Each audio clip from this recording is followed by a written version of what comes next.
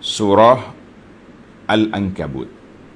Para pelajar sekalian, sebelum kita pergi kepada ayat, lebih dahulu kita berkenalan dengan surah. Berkenalan dengan suratul Ankabut, iaitu melalui muqaddimah surah. Bagi jemaah yang ada tafsir pimpinan Ar-Rahman, balik semula muka surat 846 yang ada sejawi, kita pergi kepada muqaddimah, intisari kandungan surah ini, supaya kita tahu dalam surah ini apa yang diperbincangkan, apa yang disampaikan oleh Allah Azza wa Jalla kepada kita. Balik kepada muqaddimah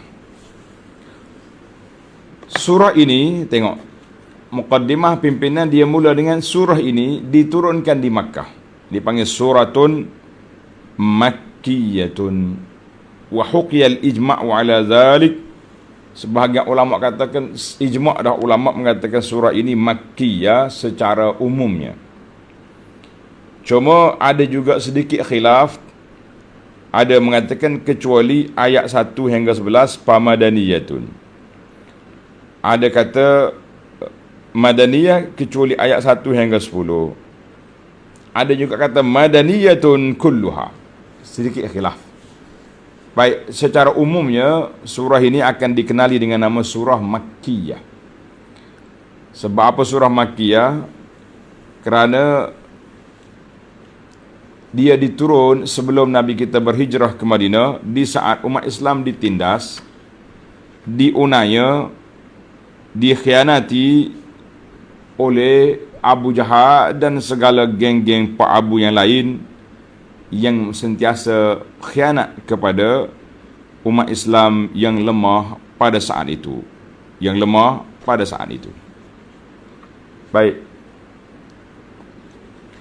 Surah ini mengandungi 69 ayat. 69 ayat. Dinamakan surah Al-Ankabut. Kenapa surah Al-Ankabut? Perihal labah-labah.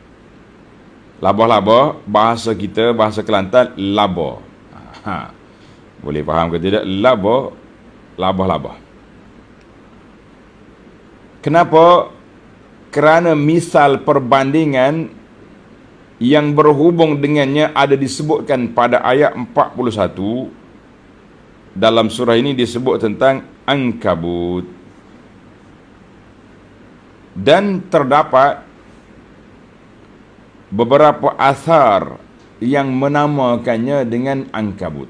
Al-asar itu maknanya ada dari kata-kata sahabat. Intisari kandungan surah. Apa dia intisari? Menegaskan bahawa orang Islam tidak cukup dengan hanya beriman dan mengaku menjadi Islam sahaja. Tak cukup. Tetapi hendaklah mereka bersabar dan bertabah hati menerima ujian. Sama ada ujian itu berupa perintah-perintah agama yang wajib dilaksanakan, atau berupa larangan-larangan agama yang wajib dijauhi, atau berupa kesusahan dan kemalangan yang menimpa diri dan harta benda. Kita dah belajar banyak kali dah. Sabar itu ada berapa jenis? 3 jenis. Bertabah, melakukan ketaatan, mempertahankan prinsip akidah. Sabar dalam meninggalkan larangan, perkara-perkara yang bercanggah dengan nafsu, dan sabar menerima ujian. Dengan ujian yang demikian, mereka akan beroleh pahala disebabkan kesabaran mereka. Dan akan ternyata pula orang-orang yang sebenar-benarnya beriman dan sebaliknya. Kita nampak di situ, di mana kau orang betul beriman, di mana orang yang imannya lemah, goyah, tak lekat tahap, kata orang Kelantan. Setelah menerangkan bahawa amal-amal soleh itu menghapuskan dosa dan menggandakan pahala, lalu menyatakan tentang wajibnya manusia berbuat baik kepada kedua ibu bapa. Wajib. Kecuali jika mereka mendesaknya melakukan perbuatan syirik ataupun perbuatan maksiat, maka janganlah ia menurut kehendak mereka yang salah itu. Jangan. Ayah dia paksa dia, mak dia paksa anak dia buat syirik atau buat benda mungkar. Jangan ikut. Kemudian Allah Ta'ala menerangkan dalil-dalil yang membuktikan keesaan dan kekuasaannya. Dalil kebenaran Rasulnya, Rasul-Rasulnya, kedatangan hari kiamat, lalu mendedahkan kebodohan kaum kafir musyrik yang menyembah benda-benda yang tidak dapat memberikan sebarang pertolongan. Perbuatan mereka yang kafir itu adalah ibarat labah-labah. Ini sampai dia tepat ayat labah-labah tadi, yang membuat sarangnya untuk melindunginya dari sesuatu bahaya yang sedang sesuatu yang bahaya. Sedang sarang yang dibuatnya itu amatlah reput, lemah sangat, dan tidak dapat memberikan kepadanya sebarang perlindungan. Nampak comel tapi dengan hujung jari pun boleh, dengan hujung penyapu pun dia rusak. Kemudian Allah Ta'ala memerintahkan Nabi Muhammad sallallahu alaihi wasallam dan umatnya membaca Al-Quran. Dengar ni para jemaah, Allah Ta'ala perintahkan kepada kita baca Quran, memahami dan mengamalkannya, serta mendirikan salat dengan tetap dan sempurna, ikhlas dan khusyuk, kerana sembahyang yang demikian keadaannya akan mencegah orang yang mengerjakannya daripada perbuatan-perbuatan yang keji dan mungkar. Dan hendaklah sentiasa menyebut dan mengingati Allah Azza wa Jalla, kerana yang demikian sangat besar manfaatnya. Diterangkan pula, kalau berlaku perbahasan agama di antara orang Islam dengan golongan Ahlul Kitab, Yahudi dan Nasara, hendaklah berbahas dengan mereka dengan cara yang baik, lemah lembut, dan dengan mengemukakan hujah-hujah yang benar yang menunjukkan kebenaran Islam dan kesesatan kaum kafir. Kecuali orang-orang yang menceroboh di kalangan mereka, maknanya dia langgar disiplin, langgar SOP perbincangan, maka gunakanlah cara yang keras menentang pencerobohannya. Jangan lemah sentiasa kita ni. Tak apa hikmah apa orang naik atas kepala, pijak kepala duk main hikmah lagi. Tak ada lagi. Kita kena ada peringkat lah. Peringkat dakwah bil hikmah, mau'izah hasanah, mujadalah, dan juga peringkat berlawan dengan keras. Ditegaskan pula bahawa Al-Quran Karim tetap datangnya dari Allah dengan tidak syak lagi. Bahkan ia ayat-ayat keterangan yang jelas nyata, yang terpelihara dalam hati orang-orang yang berilmu. Oleh kerana orang-orang Islam dalam zaman Nabi telah diganggu dan dihalang daripada menjalankan agamanya kerana mereka masih kecil jumlahnya, lalu diizinkan oleh Allah keluar berhijrah supaya mereka dapat beribadat dengan bebasnya. Surah Al-Ankabut ini diakhiri oleh Allah Ta'ala dengan menerangkan perjuangan suci yang sewajibnya dijalankan selagi nyawa di kandung badan. Iaitu orang-orang yang beriman, yang berjuang menegakkan Islam akan bertambah lagi, akan bertambah sentiasa lagi, mendapat hidayah petunjuk dan taufik ke jalan Allah yang membawa kepada keselamatan di dunia dan di akhirat. Berjuang untuk menegakkan Islam sudah tentu dengan berusaha mengembangkan ajarannya dan kebudayaannya, menangkis tuduhan-tuduhan golongan lain dengan syarahan dan tulisan, dan mengangkat senjata menentang pencerobohan musuh yang menyerang umat Islam dan negara Islam. Itu kerja kita.